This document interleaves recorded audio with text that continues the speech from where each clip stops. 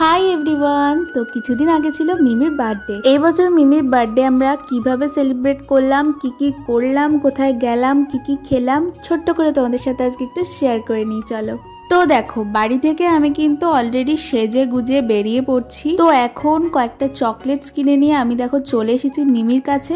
আর এখানে মিমির ড্রেসটা দেখে তো আমি পুরো হা হয়ে গেছি। বার্থডেতে একই ড্রেস। তো ড্রেসের কথা পিছনে রেখে আমরা সবার প্রথমে চলে গেলাম মিমির কেকটা আনতে।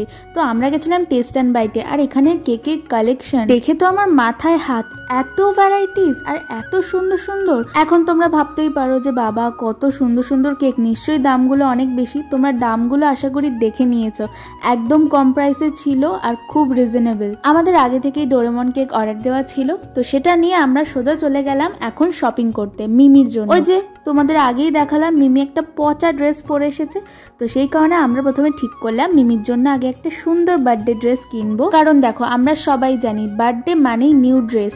তো সেখানে ও তো অনেক ছোট, ওর কি নিউ ড্রেস না হলে ভালো লাগে বলো? তো আমরা চলে গেছিলাম বিশালে। অনেক খোঁজার পর আমি এই ড্রেসটা খুঁজে বার করেছি, যেটা আমার ভীষণ ভালো লেগেছিল। তো এটা ড্রেসটার নামটা আমি ঠিক বুঝতে পারছি না কি হবে, এটা 3 পিসই বলা যেতে পারে। যাই হোক, দেখো তোমরা কিন্তু অবশ্যই কমেন্টে জানিও এই ড্রেসটা পরে মিমি সোনাকে কেমন লাগছে। তো শপিং করলে তো শুধু আর চলবে না, এবার আমাদের পেট পুজোও দরকার আর বার্থডে সেলিব্রেশন করাওটা তো ইম্পর্টেন্ট, তাই না? তো শপিং সেরে আমরা গুটি গুটি পায়ে চলে গিয়েছিলাম আমাদের বারাসাতের হাজারদুয়ারি রেস্টুরেন্টে।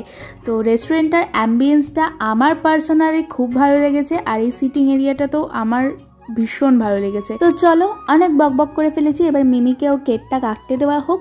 আর তোমরা সবাই মিমিকে অনেক ব্লেসিং দিও, যেন ও অনেক বড় হতে পারে আর মানুষের মতো মানুষ হতে পারে। Happy birthday to you.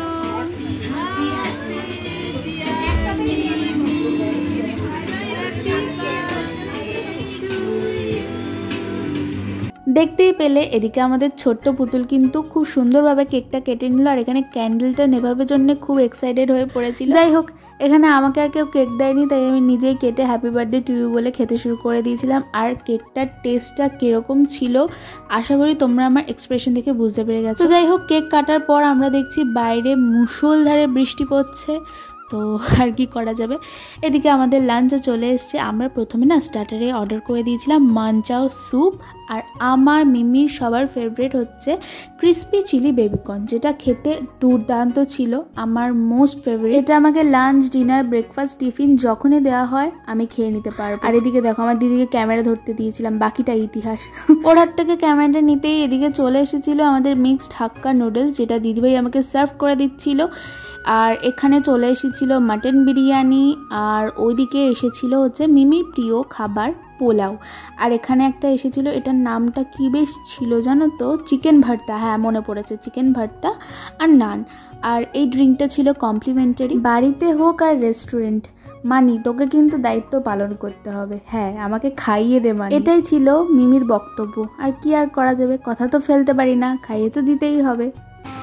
Happy birthday to you, happy birthday to you, তাড়াতাড়ি পোলাও খেয়ে নাও। Happy birthday to you. শেষ। তো চলো, ফাইনালি বার্থডে সেলিব্রেশন শেষ। এবার আমরা গুটি গুটি পায়ে যাব বাড়ির দিকে। কিন্তু গাইজ, রেস্টুরেন্ট থেকে বেরিয়েই আমরা দেখি চারদিকে একদম পুরো বন্যা হয়ে গেছে। রেস্টুরেন্টের ভিতরে ছিলাম বলে অত কিছু বুঝতে পারিনি। তো যাই হোক, চলো এবার আমরা বাড়ি যাই। আর আজকে ভিডিওটা কিরকম লাগলো অবশ্যই কমেন্টে জানিও। তোমরা যারা ভিডিওটা ফেসবুক থেকে দেখছো অবশ্যই ফলো করে দিও, আর যারা ইউটিউব থেকে দেখছো অবশ্যই চ্যানেলটা সাবস্ক্রাইব করে দিও। Bye bye.